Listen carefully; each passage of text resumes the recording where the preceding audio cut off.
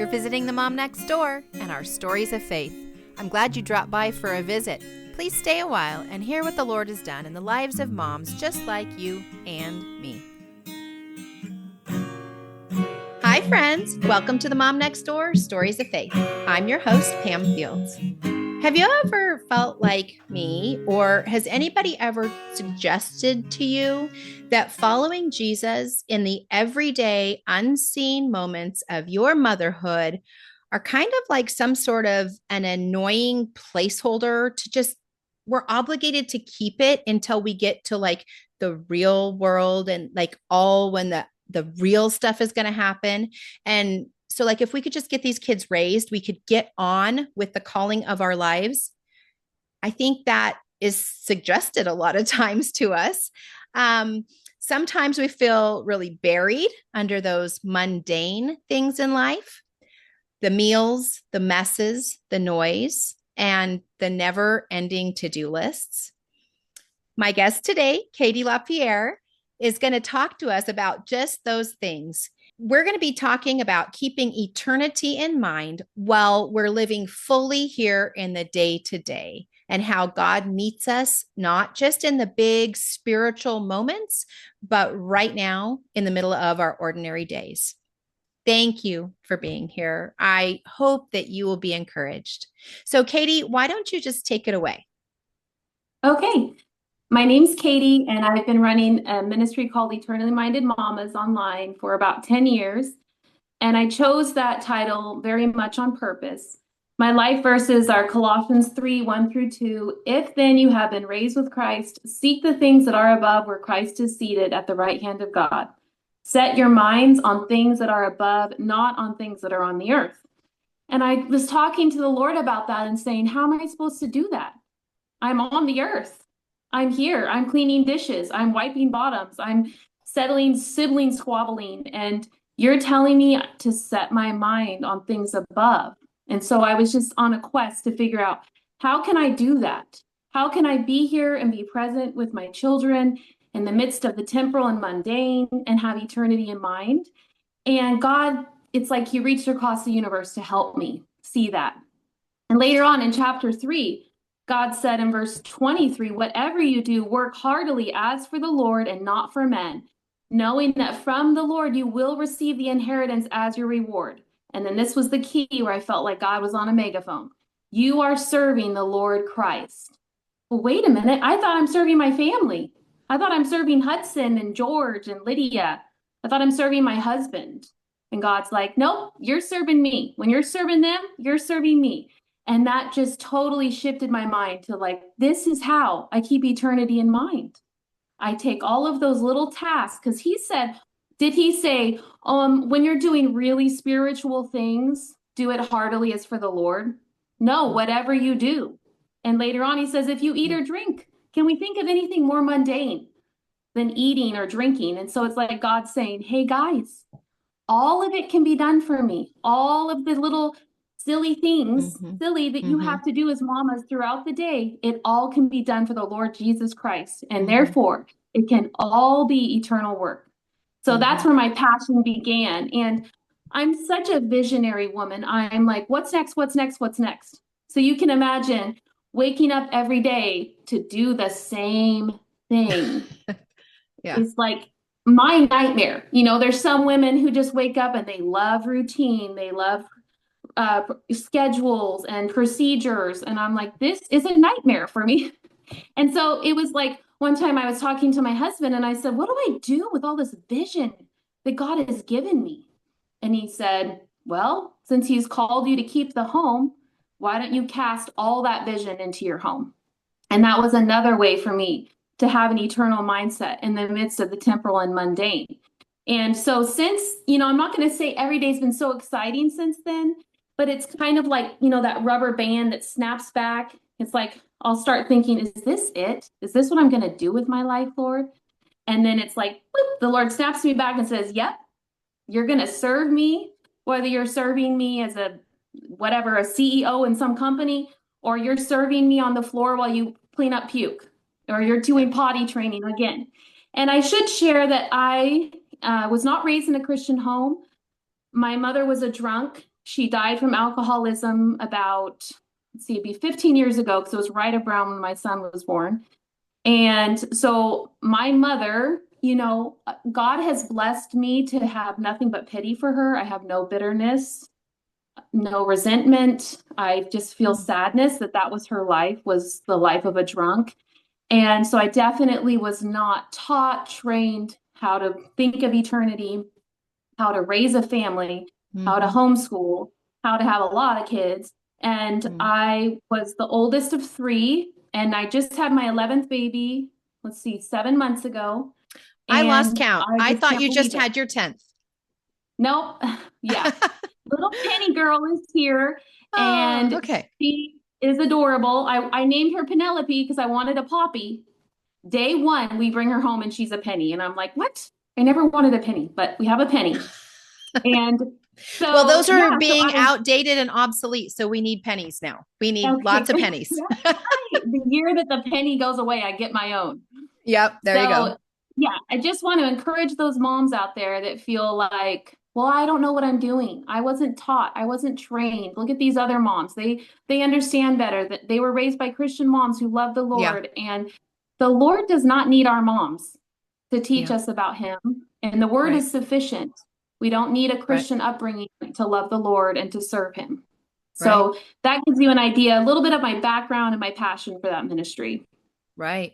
Yeah, I know. And I know sometimes I can get very compartmentalized as I'm doing things like, okay, we think, what are we going to do for the Lord today? And we go, oh, okay, taking a meal to that person, that's a holy task, like delivering a meal to a shut in, but serving my own children, we forget like that is a holy task as well. Right. But we kind Mhm. of like, here is the Lord's work, it's in a box. And Yeah. then but then we live in the day to day. And then I think about that. Is it Matthew chapter 9, where, Jesus is on his way to heal a little girl, if I remember right. And then the woman reaches out and touches his garment and he heals her.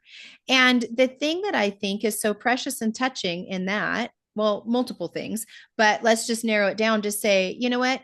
He was on his way to do one ministry, but he did not miss the ministry that was right next to him. Mhm. He wasn't like, you know what, I've got important things to do. Am going to do the work of healing somebody, so you're going to have to wait.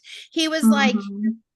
whatever is before us, the places are before us, and those, I would imagine that was an unplanned, perhaps little inconvenience, Yeah. but he stepped into it. And that's what we want to emulate as moms. How many times are we inconvenienced, but maybe it's actually God's perfect plan for us to minister, in a different way to the people that are in front of us.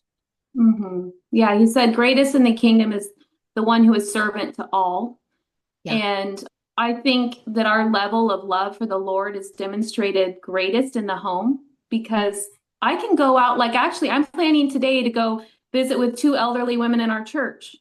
And I'm going to sit there and I'm going to listen to them and I'm going to be patient and kind and smiling. And anyone can do that. But when you have 10 kids, because my oldest moved out at home, running around, God gave me two boys in a row that are equal to 12 children. They're Yeah. just rambunctious, crazy. And that is where my faith is tested, not in Yeah. these huge ministry opportunities, going to True. conferences and speaking, all of these things that people label as ministry. My heart is revealed in the nighttime feedings and the stomach bug that has hit us again. And that is where ministry is really demonstrated, because that's the stuff I don't want to do. Romans Absolutely. 12:1 is just, it's so fascinating to me and sad how much fighting happens over music in churches. Mm. And because people say, this is worship, this is worship. It's very important. I understand music's important. God created it. He made our mouths to sing to him. But did you know there's one recording of Christ singing one song? I've never There's thought about one it. one time. So we think the creator of the universe comes and becomes a man. He is going to show us what ministry looks like. He is going to show us what's important. Uh-huh. What did he do? He served. He Yeah. washed feet. He sang one song one time. Yeah. It's like that's clearly not what he thought of worship. And then Romans 12:1 says, "This is your worship. Present yourself as a living sacrifice." And all the moms said, "Amen." Every day, when you're a mama, every day feels like a living sacrifice. Yes, I'm alive, Mhm. Lord, but man, I feel like I'm sacrificed. I feel like I'm Mhm. having to lay myself aside all day long. And Mhm. that is where real ministry happens. And Mhm. that's another way to have a eternal mindset in mothering is saying, Lord, this is my acceptable worship to you. Presenting myself again this morning to you every day. Mhm. Mhm. For sure. And I think that when you go deliver the meal or go sit with those ladies and have tea, it's like it's a it is a ministry, but it's something you can step out of, like, okay, that's ministry's done. Yes. And really that is a sprint of a ministry, Mhm. where motherhood is a marathon of ministry. Yeah. Yes. And I'm a quitter. I am a quitter. The fact that I'm still married is a miracle of God. Like, I just quit every single thing in my life. The only thing I haven't quit is marriage, my walk with the Lord, and being a mom. And a lot of that is Yeah. there's no way out. I mean, unless you're just going to really quit, you Right. know, But and even being a in mom is that, a marathon. it's a marathon, and we can lock in and say, I'm going to do that thing and I'm never going to stop. But I don't think, I mean, yes, there are mundane tasks to being a mom. There are some of the mundane things we do over repetitive, over and over. How many times do I have to load the dishwasher, or do I have to, whatever, all the things, meal plans. But it's also, I don't know, I found so many opportunities to be creative within it Mhm. and to use my giftings. And I guess in some ways, like, no 2 days are exactly the same, Yeah, yeah, because, that's true. yesterday we did a science project, or today we're living a science project, Yeah. that we weren't planning. And, our interactions with people, like, no day is the same. And now Yeah. my youngest, I'm a little further than you. My youngest is almost 13, and my oldest is turning 30. I have Mhm. 6 grandkids, and Oh, when everybody is here, it it is like, it's not really chaos, but it kind of is an there's it's, oh gosh, I should really work on a way to explain this, but it's like our family is a unit where somebody's like, hey, I need to go pick this one up on ballet. Would you do it? Yep, I got him. How about this? Who wants to start the vegetables? Okay, who can do this? And we're all like mhm. moving and flowing, and and then somebody gets sick and we're like, oh, redo that. We need to change Yeah, that. Let's yeah. now, oh, this one got a flat tire. Oh no. We need to run this one. And it's, I mean, I guess it could be seen as chaos, but I love it, because what I see Mhm. is the teamwork of it. And I see that orchestra of family that is like just moving together in some harmony. And I think that some of that are days where we plan it and it's like, this is how it's going to Mhm. go. But I Yeah. think spontaneous, there's a lot of just spontaneous life living, which keeps life exciting, you know? Yes.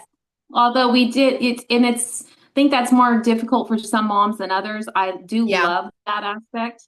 I love like the creativity that is allowed and that happens. And I love also that you're teaching your children, we're a team. Like Mhm. we'll have family meetings. I have family meetings regularly. I'm like, family meeting. Everyone's in the living room, and I'm Yeah. like, this is what's happening today. Yeah. This is what we're doing, blah, blah, blah. And we are a team. This is not mommy's home.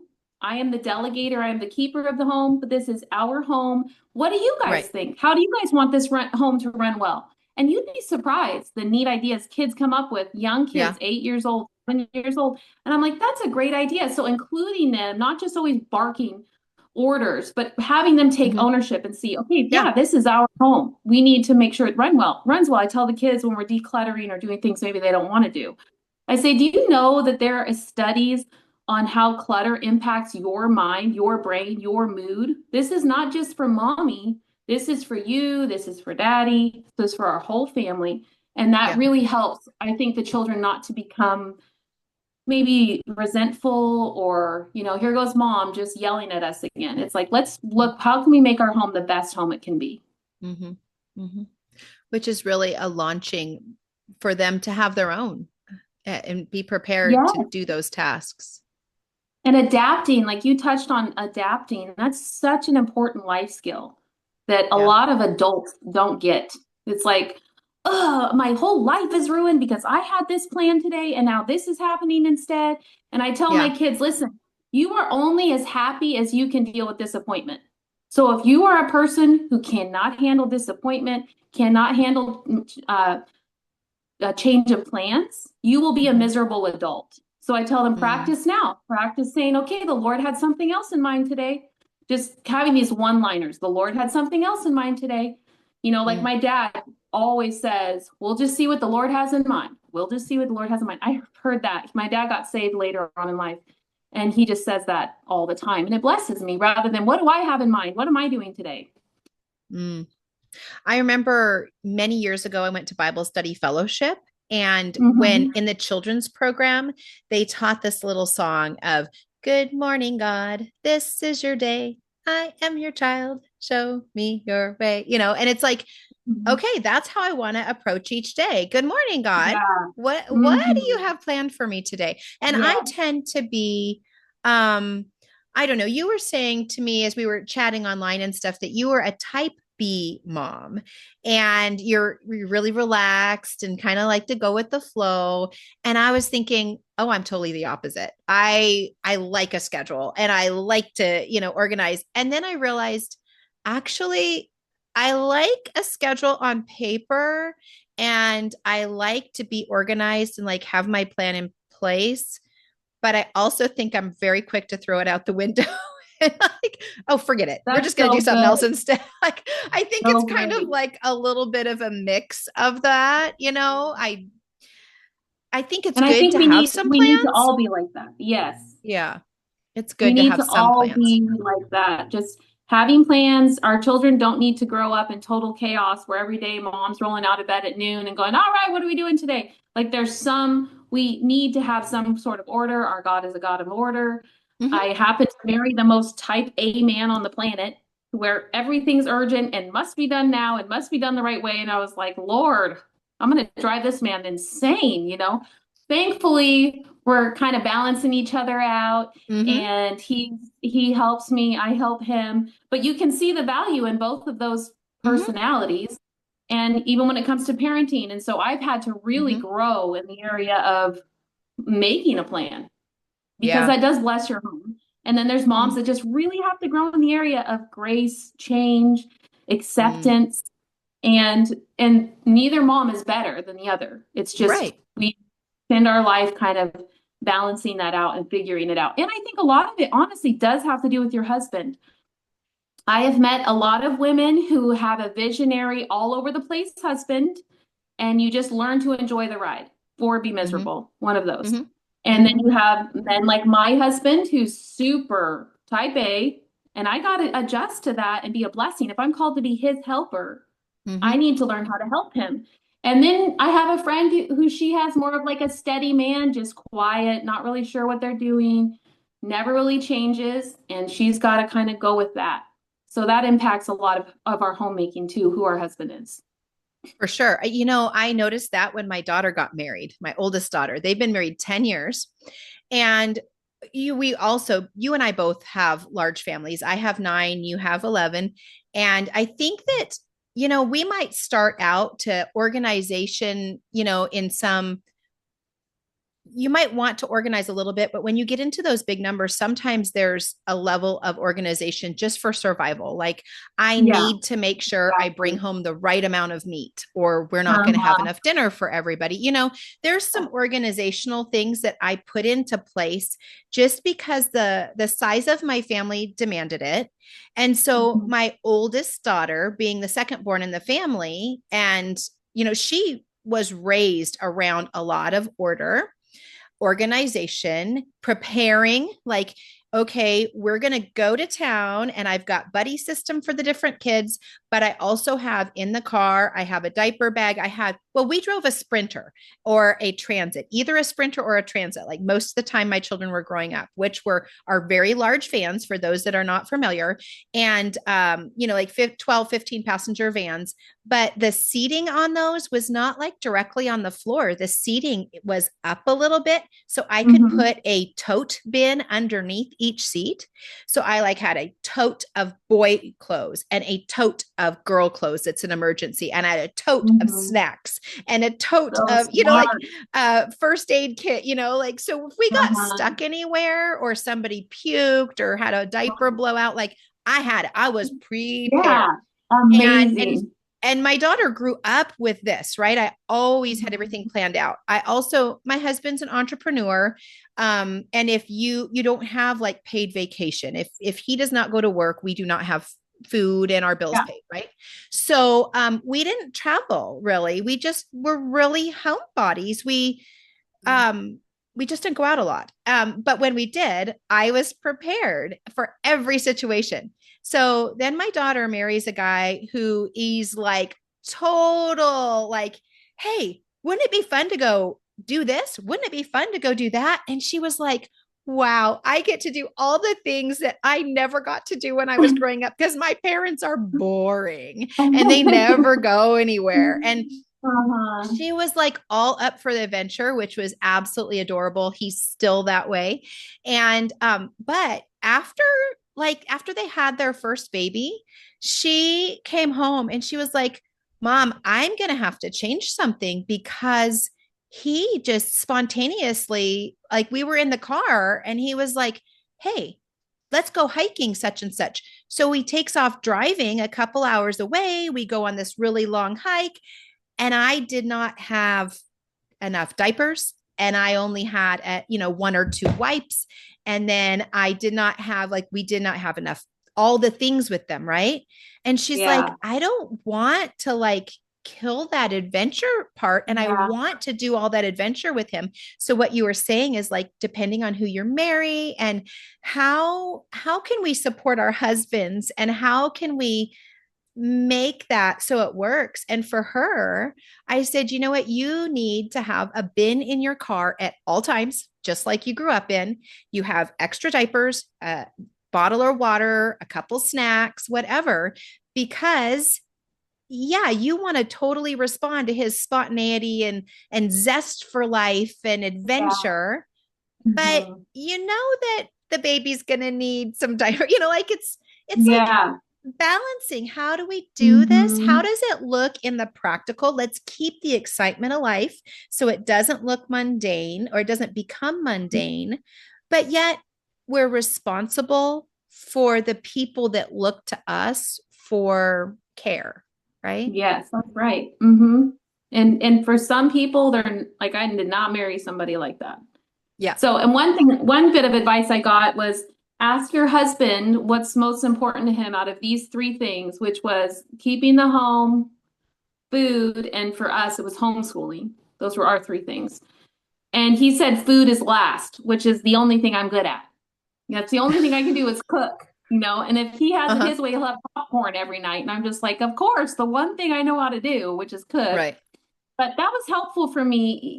So menu planning just kind of went into last place. And I Yeah. had to do a switcheroo and just be like, all right, I got to learn how to keep the home here because I don't know what I'm doing.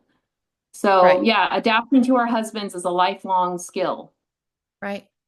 Right. And, on that, I heard a little different twist on that, which I won't explain right now, but I heard four things. It was a little different twist. But the idea of that was sometimes we can feel overwhelmed if we feel like we need to go hit each one of those areas at to perfection, right? We're going to burn Yeah. out if we're like, I have to have a perfect meal on the table. I have to have a perfectly kept house. We have to get every segment of our homeschooling done for the day. Like everything has to be done Yeah. perfectly. We will Yeah. burn out. But like you said, you Mhm. honored your husband and said, what's important to you? Like, how can we do this? And so then you go for that. And you know what? Mhm. Today we might have an amazing meal, but the school might not be done quite as well, or the house might be, we probably never got to sweeping today or whatever. Uh-huh. And so there's a juggling so Mm-hmm. that we continue on with joy. Yeah, exactly. With joy is the key. And all of this seems like well and good. Again, when we're going by the book, our schedule, and you are a very flexible person. But what about when there's like a big full stop? Have you ever had that? Like, whoa, I'm a really easygoing person, but this one I did not have on my plan. And now I'm really going to have to step back. And Mm-hmm. Lord, you're going to have to lead. Yeah. Yeah, actually, so 2 weeks ago or so, I've been on a bit of a health journey, trying to lose weight, get healthy, and which is a constant thing when you keep having kids, Yeah. right? Yeah. And so I was just I'm really succeeding this time and encouraged and walking every day and just feeling really good. And I'm like, you know what? I should go get my cholesterol checked again because last time I had it checked, it was really bad. And I was like, I'm just going to go see if this has helped at all. Yeah. So I made an appointment with my midwife, actually, not even my primary. And I just said, hey, I wanted to come get my blood work checked in. She said, sounds good. Yeah. So I come in, she's takes my blood, and she goes, hey, do you want us to check your thyroid numbers too? And I said, yeah, they're always good, but it doesn't hurt. My mom had thyroid cancer, my grandmother died from thyroid cancer, and my sister has had thyroid cancer. And so we should probably check it. And she kind of looks at me like, because I did not know if your numbers are normal and you have a lump, it's a sign of thyroid cancer. I thought my Really? numbers, yeah. So I thought my numbers would be all off and crazy. Sadly, I didn't talk to my sister about this. She's just like, yeah, Katie, if your numbers are normal, that's more concerning because it's not Oh. Hashimoto's, it's not hyperthyroidism, it's not hypothyroidism. So she's like, you know what? I'm going to check your thyroid.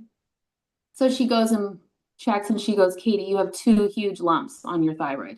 And I'm just like, ugh. So you talk about that moment, like the Yeah. screeching halt moment.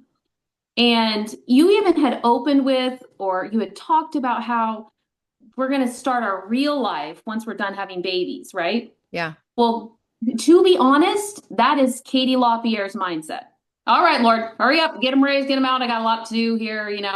And it was just like the Lord just takes my brain like, hey, your life is right now and you aren't Yeah. promised tomorrow. And in James, who are you to say tomorrow I'm going to go do this, the next day I'm going to do that, instead if the Lord wills. And of Mm. all the things Christ could have prayed, he said, not my will be done, but yours.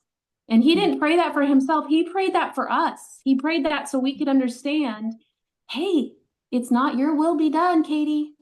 It's the Lord's will be done. And it's just like all Mm. of this is going through my mind when she says, Katie, you have two large lumps. Keep in mind, I was humiliated online a couple years ago because I had had family photos done and I have quite a few followers on Facebook, and someone was commenting, oh, you have a huge goiter on your neck.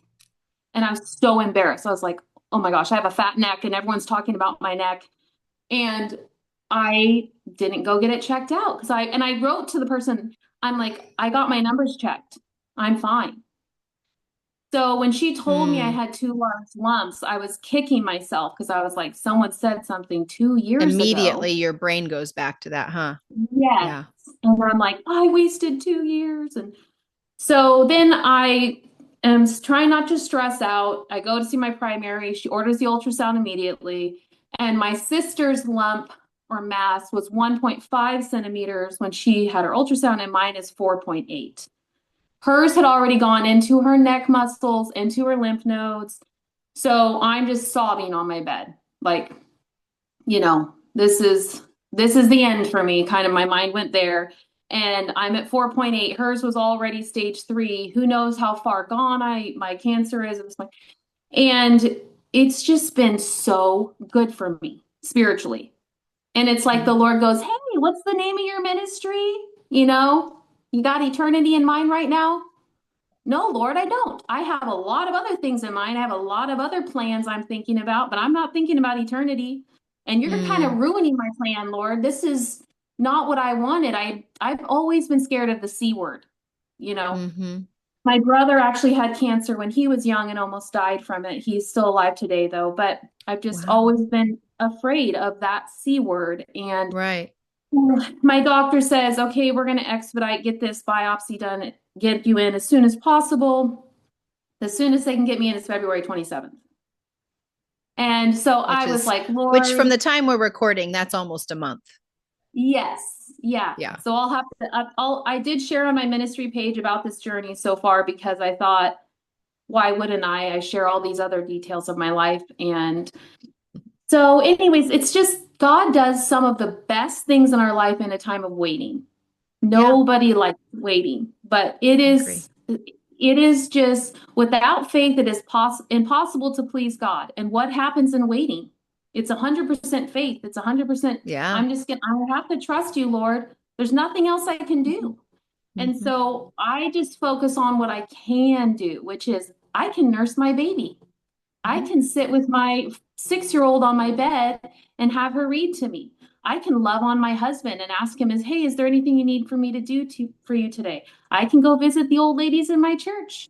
I Mm-hmm. can sweep the floor. I can potty train my 2-year. I mean, look at that list. Mm-hmm. I can't. Mm-hmm. I can't know if this is cancer right now. I can't stop it from growing, even though someone's going to try to give me a tincture or something. I can't, I can't do a lot of things, Lord. You're going to have to take all the can'ts because I can't handle the can'ts. You can. Yeah. I'm going to handle the cans and I'm going to do them like I opened this time with, whatever you do, work heartily is for the Lord. That's what I'm Yeah. going to do, Lord. That's all Mm-hmm. I can do. And in a Mm-hmm. way, if this is cancer, if it eventually takes my life, like it took my grandmother's life, the other reason I call my ministry Eternally Minded Mamas is when I became a believer in college, I was just like mind blown. This isn't it. This Mm. isn't home. Oh my Yeah. goodness, Lord, this makes everything better. And it's like, Mm-hmm. if God took me home that way, I've thought about one of the blessings would be I would know I'm dying. And so I could just be more bold in proclaiming, it wasn't a freak Mm-hmm. car accident or something. And I've just thought about recording a video for my funeral to share. And how Mm-hmm. could we make the most, if God did take us home through cancer, how would I make the most of it? And so then it's like I'm casting vision into that rather than having a pity party. And if you want to have a pity party, and then don't go watch Johnny Erickson Tata. I mean, that woman, if I can recommend her ministry, if you're ever feeling sorry for yourself, to be paralyzed from the neck down your entire adult life and be praising God. And then she's diagnosed with, I think, breast cancer and just all the things. And this woman has kept eternity in mind. So Mm-hmm. even if Yeah. the Lord takes me home, I'm kind of a morbid person, I guess. And I just tell people, we're all dying. You're dying. I'm dying. We're all in the process of Yeah. dying. It's just a question of when and when the Lord will take us home. And do we really believe that? We And what will say it, we we talk. do? What will Yeah, we do while we're waiting? exactly. Exactly. And we're all kind of waiting. That's all kind Yeah. of what we're doing. And I love that the psalmist said, teach us to number our days that we may gain a heart of wisdom. God could have picked a million things to describe giving us a heart of wisdom. And the one thing he chose was Hmm. numbering our days. Numbering our Every days. day is important. Every day counts. Every day, like you said in that little song, Ooh. good morning, Lord, this is your day. You are no longer your own. You were bought at a price. Your Yeah. day is God's. My thyroid belongs to God. I am not my own. I own none of it. And when I have that perspective, it's like all that fear. God has not given us a spirit of fear. It all just goes away. Mm-hmm. So yeah, I definitely have had a big halt in Yeah. my plan. Yeah. Yeah. And, I had my youngest when I was 41. And I thought, wow, I'm starting kind of late with him. And, we don't know, we're not guaranteed the future. And I thought, okay, when he is 18, I'll be whatever the math says I will be. What is it? 59, something like that, Yeah, and if good he stays at job. home for a little bit, 60, whatever. And I thought, we're not guaranteed tomorrow. And so I thought to myself, I want him to love Jesus because Jesus will be with him for forever. And not Mhm. just him, but the next one up and the next one up and the next one, like that is where we're eternally minded to also just to pour into our children that which lasts. And Yeah. as much as we want to last and we want to be there for them for forever, I know Mhm. it's not reasonable, right? I know Yeah. it's not Mhm. reasonable. And someday, and now I have six grandchildren. So, like, when I see them and I invest in them, it has to do with even like the birthday gifts I give or a Christmas gift. Like, is this thing that I give them going to encourage their walk with the Lord? Is it going to detract from it? Is it something that Mhm. would lead them astray? Is it what words can I speak? How can I interact with them? And then, when we get to a little further generation, I'm not there yet. When I'm like, just kind of a little more invalid, I think that is how we can pour into be eternally minded to the next generation, to pray for them and to Mhm. support them in through prayer. Like Mhm. God's not finished with any of us yet. Yeah, that's right. He still gave you breath. You better be working for him somehow. Pray and ask him how. I don't know what happened. I feel like the Titus too, and I'm sure you've heard this too, older women. I'm not sure if it's the feminist movement or what happened, but there's this large group of women my age, your age, I feel like that are taking over this Titus 2 ministry model, but it skipped a generation, it feels like. And I'm not sure if retirement came a big focus, if getting into the workforce became a big Mhm. focus, if it was no longer looking at a church family and how can I serve? How can I serve in the home?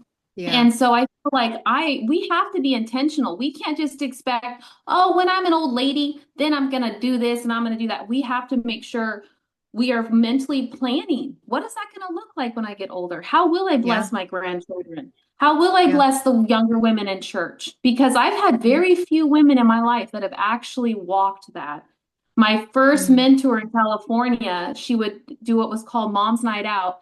She would just bless our socks off, have this huge table full of Mhm. beautiful food, lovely music, candles, and just have us and minister to us. And it was gorgeous and wonderful. And that never had that happen again. And Mhm. that one Mhm. person. So I'm like, Lord, help me multiply that. Help me encourage Yeah. older women to be that. They don't have to be Yeah. perfect. They just Right. need to love the Lord. That's it. Well, sadly, I think that we need to wrap up our conversation, but I know that people will want to reach out to you, find where to connect online. And so, would you take a second and just tell me website? I know you and your husband actually have a ministry you do together. On Mhm. socials, you are Eternally Minded Mama, and then he has a Mhm. website that you work together. So, tell me a little bit about that. Yeah. So about 10 years ago, we started Your Marriage God's Way. It started as a sermon series, and I think it ended up being a year-long sermon series, something crazy. Like God has so much to say about marriage. And so he launched that book. He turned that sermon series into a book, and it's called Your Marriage God's Way on Amazon. And we run a marriage ministry kind of that came out of that book called Your Marriage God's Way, the Mhm. website yourmarriagegodsway.org. Our passion is to do about 6 to 8 conferences a year. We've seen God Wow. do amazing things through this conference. I tend to go, depending on if I'm pregnant, if I have a baby, or where Yeah. I'm at, I average like 3 conferences a year. And so this year I'm going to one in Pennsylvania at a castle, Oh, and I'm excited about that. I'm going to one in Arizona. And we just love that. We don't teach on marriage because we have the perfect marriage. In fact, we got in a fight this morning. It was just a fight because I locked the door when I'm trying to take a shower and he's trying to get in and, stupid stuff. well, we Thankfully, God's learn grace, through our mistakes. yes, and God's grace, 20 years in, our fights are much shorter. You know what I Yeah. mean? Hmm. So we don't teach marriage conferences because we never fight or we have the perfect marriage. We have a passion for God to know what God's word, or for people to know what God's word says about marriage. And then I run a separate ministry, mostly on Facebook. I have an Instagram page, but I just haven't really launched that very much. So on Facebook, you can find me at Eternally Minded Mamas.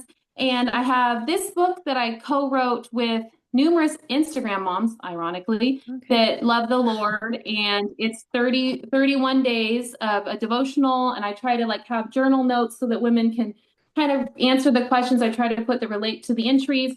And then I have this one that I just rebranded all my books. So they are going to look different. But this one I wrote on my own, and it's 31 days. That's kind of my thing.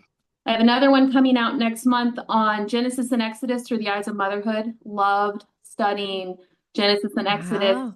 through the eyes of motherhood. So much Yeah. insight. One of the Yeah. main things to encourage you moms that I learned going through the Old Testament is there's barely any mention of parenting styles with super amazing godly people. And I just was like, God was bringing home, I don't need you. I'll use you, but I don't need you. Like, I Yeah. will change their heart. Ezekiel Hmm. 36:26. God will Yeah. give them a new heart, not Yeah. Katie will give her children a new Yeah. heart. And Yeah. the Old Testament's just filled with stories like that where you're like, where's the mom and dad? Oh, well, don't Yeah. matter. God's their father and he's working. And Yep. so I also have a health journal that I'm coming out with, kind of my health journey. I think I've lost like 70 pounds or something at this point, and just kind of sharing what God has taught me through that, little practical tips how I did it. That's coming Wow. out too, and a parenting book as well. And my husband's coming out Wow. with a communication book. Yeah. We love Yeah. books. We go away on a writing retreat together, so we're doing that in a couple weeks. Wow. You guys are busy, busy all the Yeah. time. All the time. Yeah. So, well, it is good to catch up with you and hear how the Lord is working in your life. And as you trust Him in this season right now with your thyroid. And um, I just appreciate you taking the time out to visit with us today. And I wonder if you would close us out in a word of prayer. You bet. Okay. Father, thank you so much for your word, for your truth. Thank you that motherhood may feel mundane, but when we're serving the King of Kings, it's thrilling. And I love, Lord, that we can mop and sweep and we can disciple our children and find such pleasure in it because we know we're serving you. We're not even serving our children, Lord. We're ultimately serving you, and you are so good to us. You sent your son to die for us. The least we can do, Lord, is to serve you with the rest of our lives. And I want to thank you for Pam and this ministry. I pray that you would just spread the word about it, Lord, because moms need encouragement, but not just encouragement. We need biblical truth and spiritually minded encouragement. So thank you for her ministry. May it grow abundantly. In your name, amen. Amen. All right, friends, thank you so much for being here, and we'll see you next time. Bye bye. I hope that you've been encouraged or challenged in your faith today, and that something we discussed prompts you to grow deeper in your walk with the Lord. If it has, make sure you tell a friend so they can grow along with you. And if you or a friend would like to be a guest and share about God's faithfulness in your life, please email me at podcast@tendingfields.net. Because when we tell of God's faithfulness, we never run out of stories. Whatever is true, whatever is known.